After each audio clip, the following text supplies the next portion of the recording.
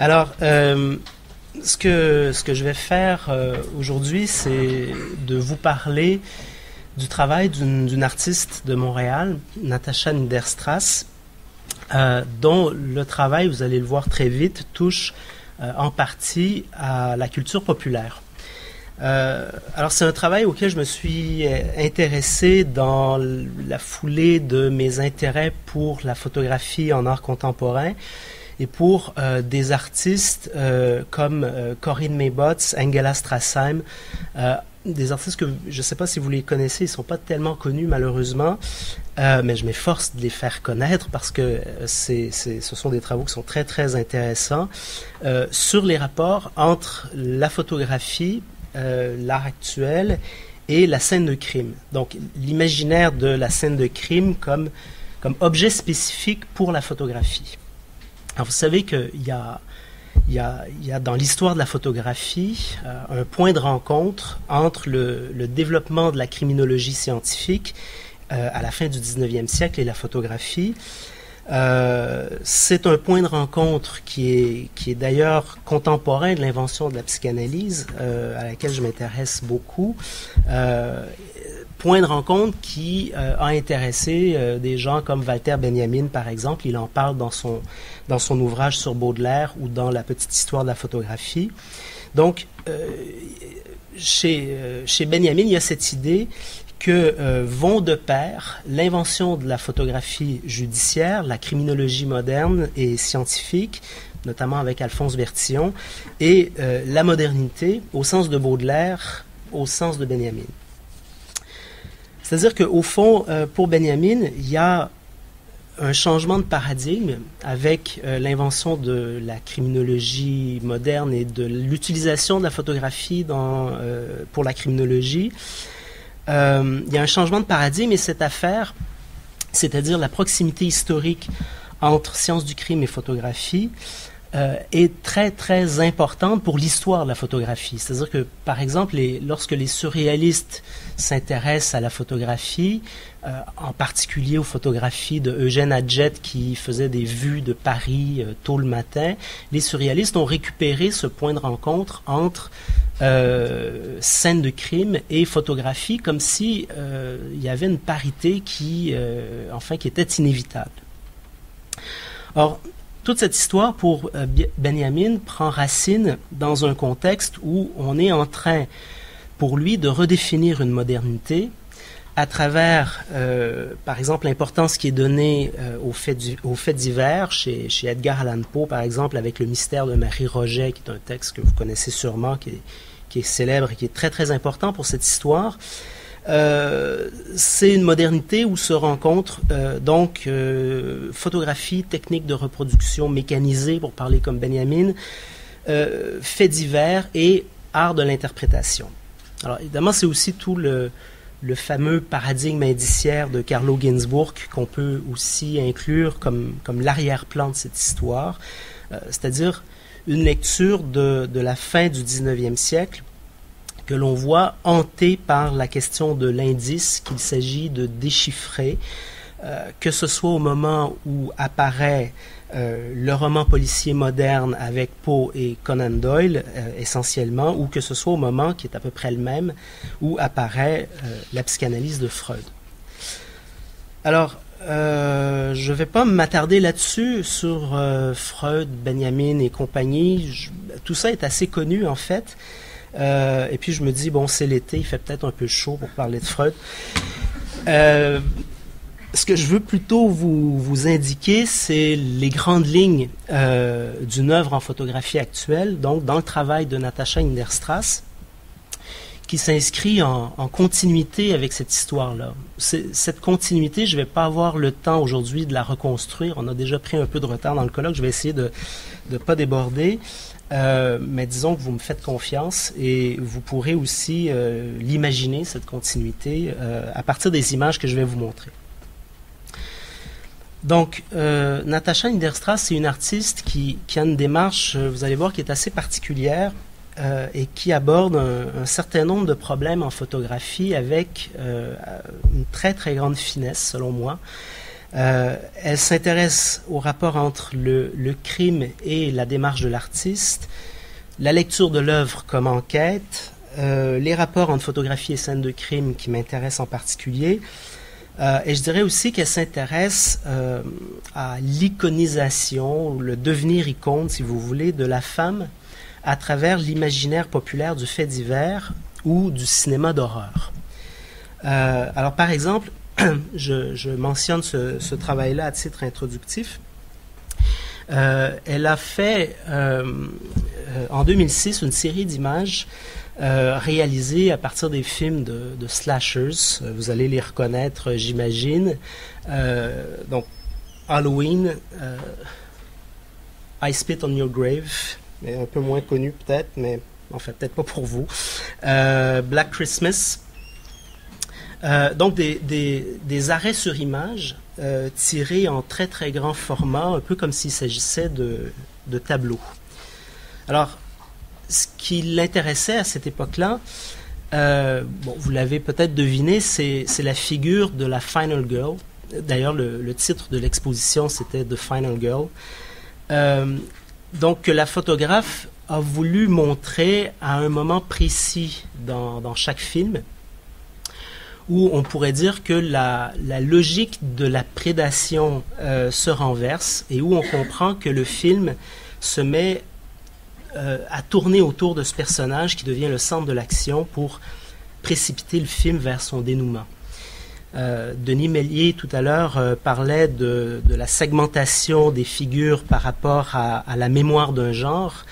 Ici, c'est tout à fait ça qui est en jeu.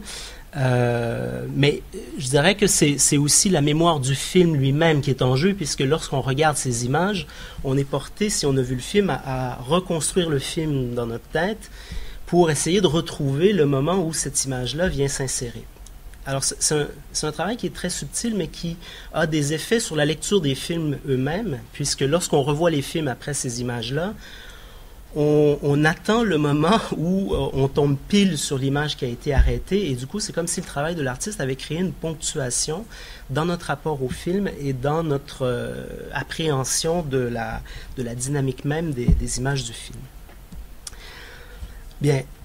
Alors, à partir de là, Natasha Niederstrass va prendre une direction, je dirais, qui est complémentaire, quoique assez différente sur le plan visuel, en s'inspirant de faits divers et de la scène de crime comme, je le disais tout à l'heure, comme objet spécifique pour la photographie.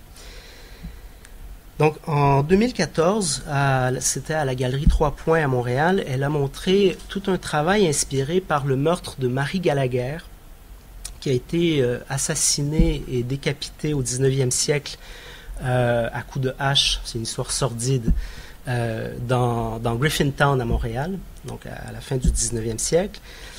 C'est une histoire qui a donné lieu à toute une légende dans Griffintown, parce qu'aujourd'hui, on se plaît à dire encore que Marie Gallagher entre les rues de Griffintown.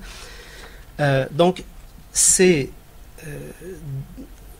dans ce travail qui s'appelait « Déconstruction d'une tragédie », c'est le fantôme de Marie Gallagher qui est le centre de l'exposition. Ça, c'est en fait une image tirée d'une séquence vidéo qui tournait en boucle dans l'exposition et qui montre le corps sans tête de Marie Gallagher, accompagné par une série de photographies que Natasha Niederstrass appelait les pièces à conviction, qui sont en fait des éléments, je dirais, eux-mêmes fantomatiques, comme si c'était des visions partielles de la scène de crime.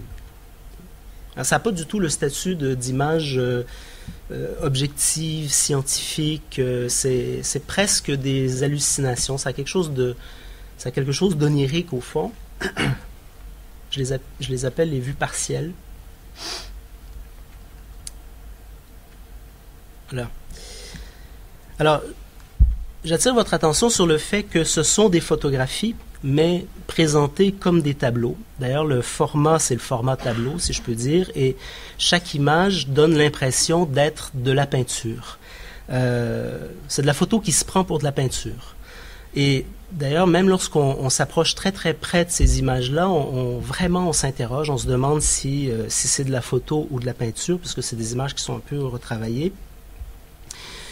Donc, dans ce projet, la figure féminine qui occupait la place centrale dans The Final Girl est une figure fantomatique qui apparaît au milieu de cette série d'images, les pièces à conviction, comme si de l'histoire de Mary Gallagher, du crime qui est un crime réel, et de la scène de crime elle-même, il ne devait rester que des vues partielles qui se donnent en même temps comme des images de l'art, c'est-à-dire des images esthétisées. Au fond, ce sont de très belles photographies avec un éclairage qui rappelle presque la luminosité du Caravage. Voilà. Donc, à partir de là, on a un problème. On a un problème parce qu'on se demande quel est au juste l'objet de la photographie. Je me suis posé longtemps la question. Je dois dire que Natasha Niederstrass est une artiste qui me fait travailler pas mal. Quel est au juste l'objet de la photographie? Est-ce qu'il s'agit simplement de faire de belles images à partir d'une histoire absolument sordide, ce qui serait plutôt gênant? Ou est-ce que la photographie, parce qu'elle se donne comme image de l'art, nous fait plutôt réfléchir sur le fait que devant ces images, il y a quelque chose d'occulté. Et s'il y a quelque chose d'occulté, qu'est-ce que c'est? Donc, le projet sur les Final Girls mettait une figure féminine au centre de l'image, je le disais tout à l'heure. Ici, la figure féminine est, disons, décentrée. C'est plus qu'un fantôme qui s'anime sur un écran dans une séquence vidéo qui tourne en boucle. Et puis, il faut souligner aussi un aspect important, selon moi, qui est lié à l'accrochage même de l'exposition. C'est-à-dire que dans l'exposition, il fallait tourner le dos au fantôme de Mary Gallagher pour pouvoir regarder ces images-là. Or, le dispositif de l'exposition, le traitement très esthétisant de ce que j'ai appelé les vues partielles sur la scène de crime, nous font oublier que c'est toujours une femme qui est au centre de tout ça aussi. C'est-à-dire, d'une certaine manière, c'est aussi là, selon moi, qu'il y a un point d'inconscient dans ce travail.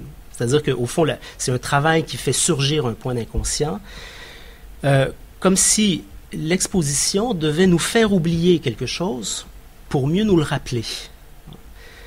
La photographie nous met en face de quelque chose qui nous rappelle que l'image est un écran ou un leurre. Au fond, l'art est ici fait pour nous rappeler qu'on ne voit pas. Là-dessus, je vous invite à aller lire un ouvrage tout à fait excellent du psychanalyste Darian Lider qui a écrit « Ce que l'art nous empêche de voir ». Ça se lit tout seul, c'est une lecture d'été, si vous voulez. Mais j'ai beaucoup lu le travail de Natasha Niederstrass en fonction de cet ouvrage-là. Dans un travail plus récent encore, intitulé The Missing Week, Natasha Niederstrass a présenté ce travail à Montréal, qui est inspiré de l'affaire du Dahlia noir aux États-Unis. Le meurtre d'Elizabeth Short, dont le corps a été retrouvé mutilé et sectionné en deux dans un terrain vague en 1947. C'est une affaire que vous connaissez et qui n'a jamais été résolue, du moins officiellement. Il y a toutes sortes de théories, évidemment, dont la fameuse théorie de Steve O'Dowd, qui est un ancien enquêteur de la police de Los Angeles, qui a écrit tout un livre pour démontrer que l'assassin du Dahlia noir, c'est son propre père à lui. Quand même, mais j'ai pas besoin de parler de Freud, en fait. Freud est toujours là. Voilà, donc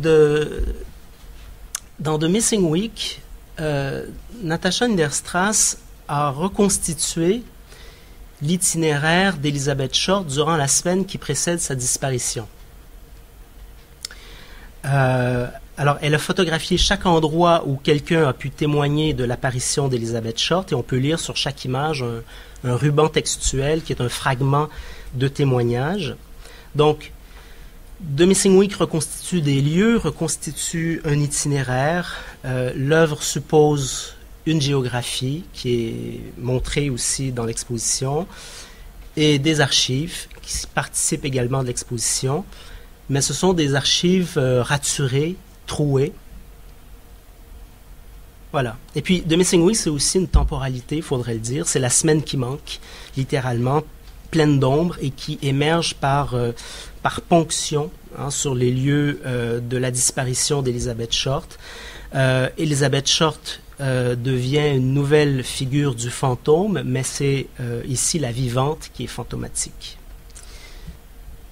J'aimerais vous montrer, avant de conclure, un autre travail, toujours de Natasha Niederstrass, qui est un travail qui m'apparaît très, très subtil, et tout à fait intéressant. L'œuvre s'intitule « L'affaire de Camden Town », en référence à l'œuvre picturale de Walter Sickert, qui a peint notamment de Camden Town Murder, un tableau daté de 1908. Et alors, je ne sais pas si vous voyez qui c'est Walter Sickert, c'est un peintre qui, au début du XXe siècle, vouait une certaine admiration à Jack l'Éventreur, à qui il était plus ou moins identifié dans un jeu ludique, disons ludique et dangereux, parce qu'il a été suspecté à un moment donné.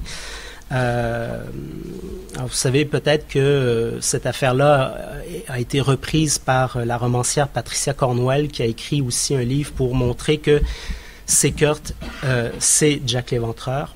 C'est une théorie parmi d'autres. Alors toujours est-il que ici l'artiste a refait, rejoué et recomposé différents tableaux de Sickert qu'elle présente comme des tableaux vivants. Donc des tableaux vivants, encore là, arrêt sur image, qui redouble l'arrêt sur image de la photographie.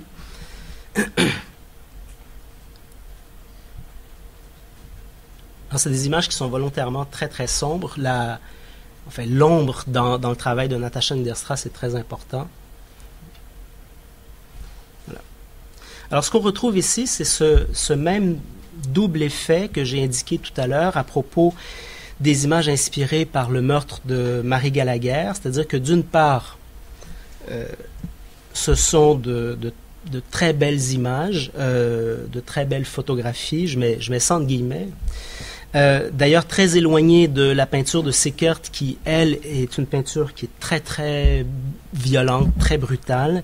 Ce sont aussi de très grands formats, donc c'est le format tableau.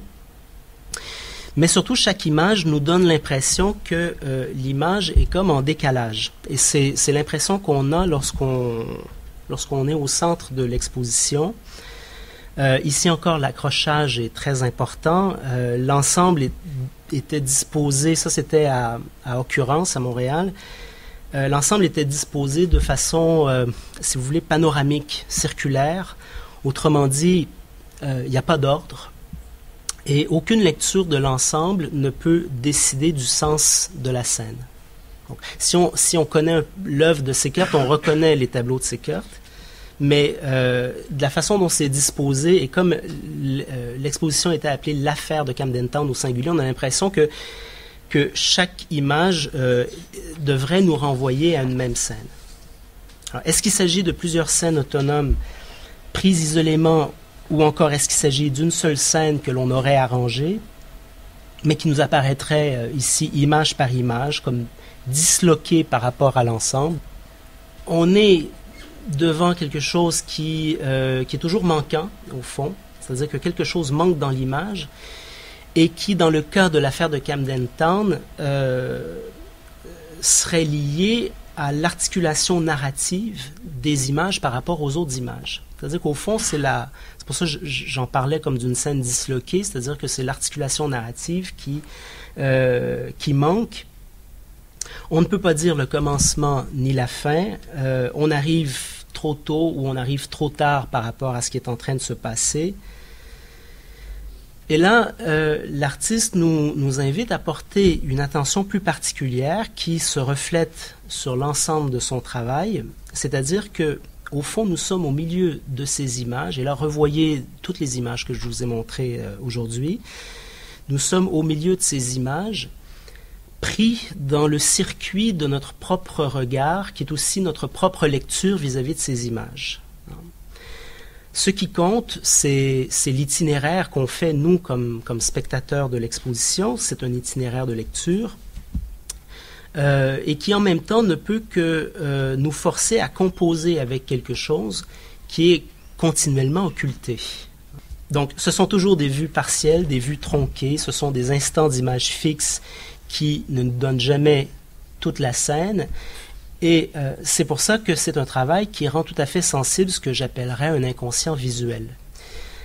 Freud disait que ce qui a été perdu, il faut le construire.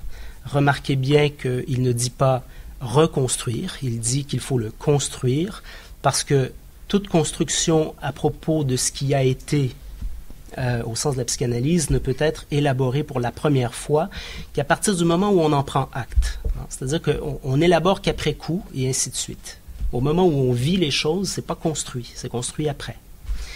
Or, dans le travail de Natasha Niederstrass, le fait qu'on nous invite à toujours supposer une scène de crime derrière chaque image, ça nous oblige un peu malgré nous à faire jouer, je dirais, des réflexes de narrativité. Parce que c'est une scène de crime, parce que c'est un crime réel, on est porté à vouloir reconstruire ce qu'on voit, on est pris dans un ensemble qu'on est porté à vouloir organiser, au fond. Donc, pourquoi vouloir l'organiser? C'est-à-dire que c'est comme si l'image prenait son sens qu'en fonction de ce qui est hors champ et qui n'est pas montré. Même chose avec, au fond, ça nous renvoie au projet de Final Girl qui allait un peu dans ce sens-là aussi.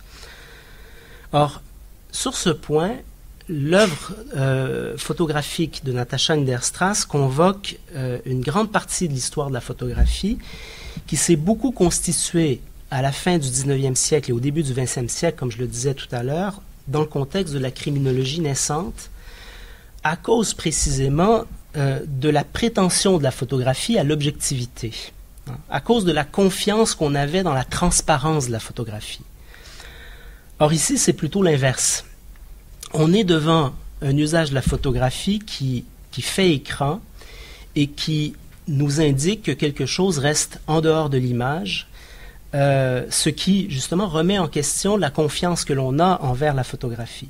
On est devant, au fond, non pas une image transparente, au sens judiciaire du terme, on est devant une opacification du dispositif cinématographique lui-même, et c'est justement ça qui est intéressant. Donc, l'art photographique de Natasha Niederstrass, je vais conclure, je l'ai dit tout à l'heure, je vais conclure sur cette phrase, c'est un art qui nous montre qu'on ne voit pas. Par exemple, dans les photographies sur les lieux où Elizabeth Short a été vue pour la dernière fois, le point aveugle de l'image, vous avez vu toutes ces maisons, le motel, etc., mais le point aveugle de l'image, là où l'image est creusée par une absence, c'est là où Elizabeth Short nous apparaît comme absente de l'image. Voyez? Donc, la dernière photo que je voulais vous montrer, ça c'est vraiment dommage, mais c'est une photographie qui était insérée dans le travail de Missing Week sur le Dahlia noir. Donc, il y avait ces photographies que je viens de décrire, là, les maisons avec les témoignages, etc., et il y avait une image, une seule, qui était insérée dans l'exposition, qui était la photographie d'un dahlia noir sur fond noir. Or, de loin, l'image nous apparaît comme un carré noir.